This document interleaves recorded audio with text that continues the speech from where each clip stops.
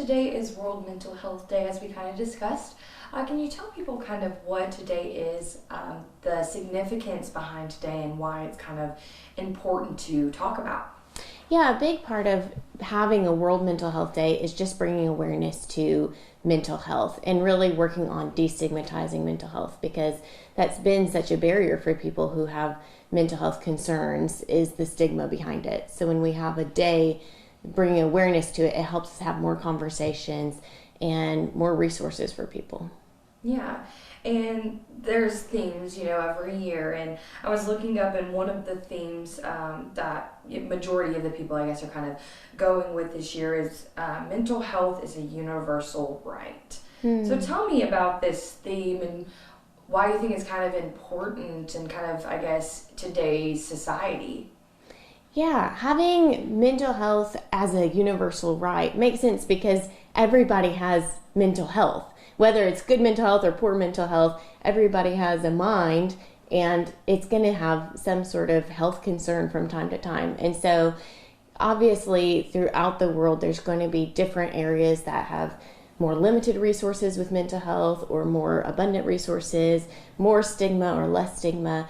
So being able to say, hey, it's a priority for everyone is important, especially for those who may not have as much community resources. For sure. And so as we were kind of talking about, mental health care and kind of services can be expensive to some people. Right. Can you kind of talk about how in today that might be something that really affects a large number of people? Yeah, I've heard that as a barrier for a lot of people, even in this area where we do have an abundance of mental health resources in comparison to some other areas.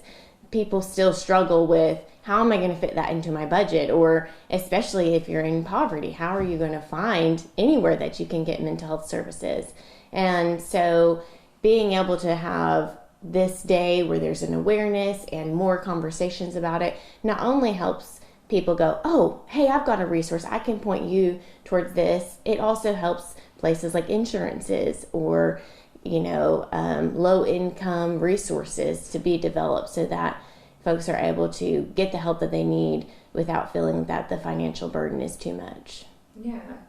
And so if someone is in the area and could be watching this, where is some resources that are, either kind of free or cost very little that they could go out and seek help for? My biggest encouragement to people who are looking for mental health resources is just start to talk to people, because one, there are local low-income resources that we have available.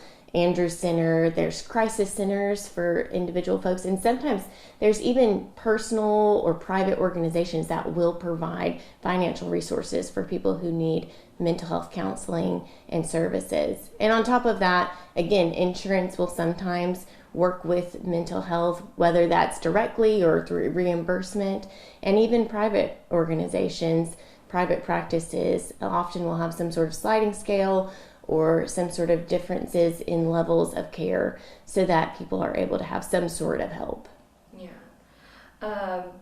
And sometimes it's even medication that is a big part in kind of treating and helping this. Right. Do you know of any that is also people might be able to reach out to if they've, kind of been diagnosed with something and they have this medication, but it might not be covered, or they might not even have insurance, Right.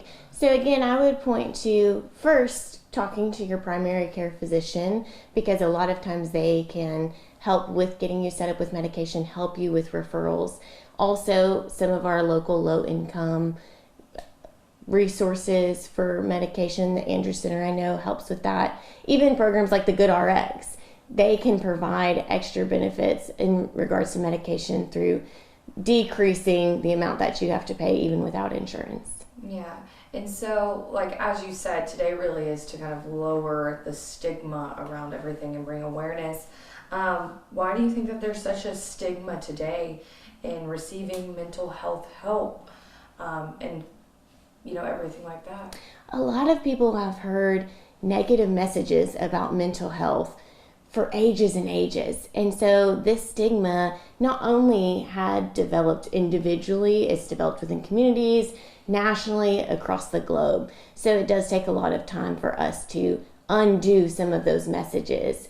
And unfortunately, people often think, I've just got to push through. I should be able to just naturally fix what's going on with my mental health, and don't recognize that mental health is a health. And so some of the steps that we take for physical health, we visit with the professionals, we get additional resources, are also needed for mental health.